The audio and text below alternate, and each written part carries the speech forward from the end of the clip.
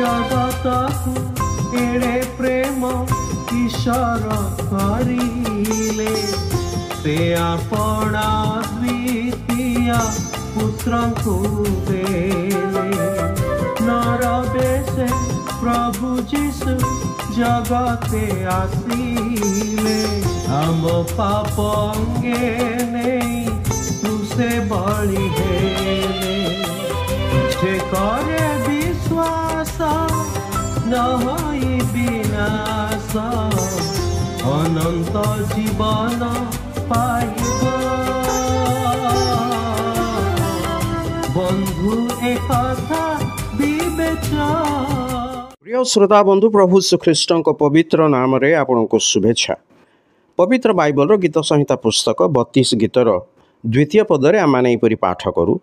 सदा प्रभु जहाँ प्रति अधर्मर आरोप न करती और जार आत्मारे प्रवंचना नहीं से धन्य।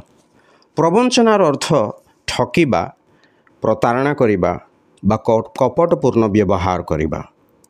आत्मारे प्रवंचना न रहिबार अर्थ स्वच्छ और पवित्र अंतकरण विशिष्ट हवा।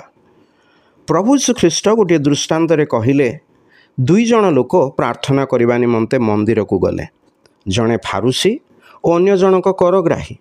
फारुसी दंडायमान होई आपना निकटरे एई प्रकार प्रार्थना करी कहिबाकू लागिला, हे ईश्वर मु तुम्भकू धन्यवाद देउअछि जे मु अन्य समस्त लोकंक परी अत्याचारी, अधार्मिक, व्यभिचारी किंबा एही करग्राही परिशुद्धा नुहे। मु सप्ताह 2 थर उपवास करिथाए और मोहर समस्त आयर दशमांश दान करिथाए।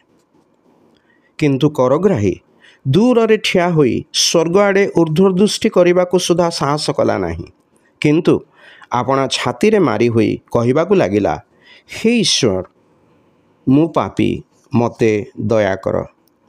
प्रभु जीशु आहुरी कहिले, मु तुम्ह मानकु कहुअछि से लोक नुहे बरं एही लोक धार्मिक गणित होई आपणा गृह को चलीगला।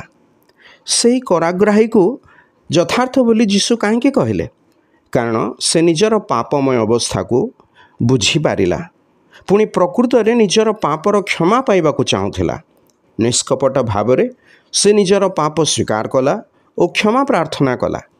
ताहाठारे अन्य को देखाइबा किंबा छलना करिबार कोनोसी लक्षण नथिला।